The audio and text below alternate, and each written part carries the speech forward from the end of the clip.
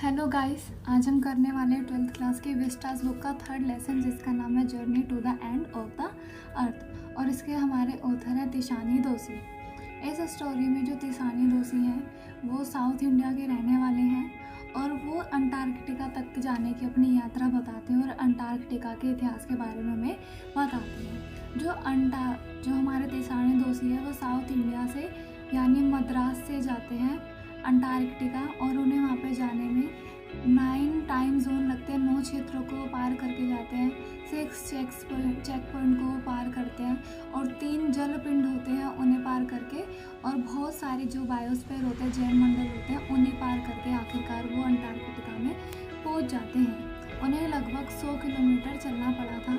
वो जलयान से गए थे, वायुयान से गए थे तथा बस से वहाँ पे गए थे। जो तिशानी दोशी है वो ट्रैवल करते हैं साउदर्न इंडिया से। जो राइटर है तिशानी दोशी, वो अपने मद्रास के और बच्चों के साथ, मद्रास के जो उनके फ्रेंड्स होते हैं उनके साथ अंटार्कटिका जाते हैं। और जब अंटार्कटिका जाते हैं तो उस ग्रुप का नाम, उस अभियान का नाम होता है स्टूडेंट्स ऑन आइस, यानी बर्फ़ पर छात्र।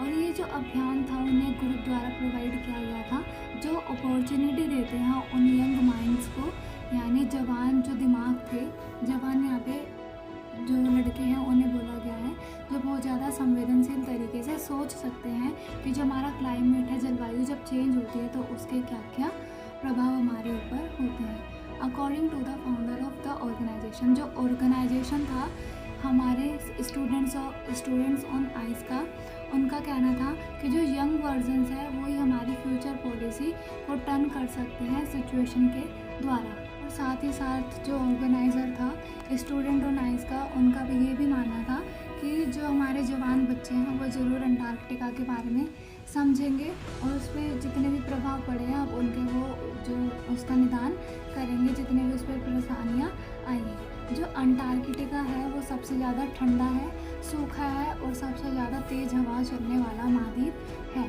हमारे ये जो हमारा वो था, हमारा अंटार्कटिका है, इस पे किसी भी चीज़ का कोई निरंतर प्रभाव नहीं पड़ता।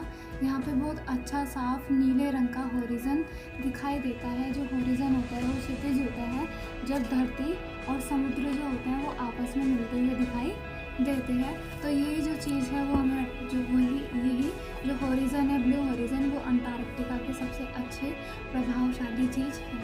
ये बहुत ज़्यादा शॉक करने वाली चीज़ होगी, बहुत ज़्यादा आश्चर्यचकित करने वाली चीज़ होगी कि जो इंडिया है और अंटार्कटिका है, पहले वो दोनों ही एक साथ जुड़े हुए थे और दोनों ही गोंडवाना भूमि थी, उस महाद्वीप के दोनों ही भाग थे। फिर दोनों की जो कंट्री थी, मतलब जो दो थे इंडिया और अंटार्कटिका, अंदर जो ज़मीन के अंदर जो प्लेटें होती हैं उनमें गति के कारण जो थी उनकी जो अभिसारी प्लेटें और अपसारी प्लेटों में गति होने लगी, जिस कारण जो इंडिया और अंटार्कटिका की धरती थी वो गोंडवाना भूमि से अलग हो गई और ये दोनों इंडिया और अंटार्कटिका गोंडवाना भूमि से अलग हो, उसे हम अभी भी चट्टानों के बीच में पा सकते हैं।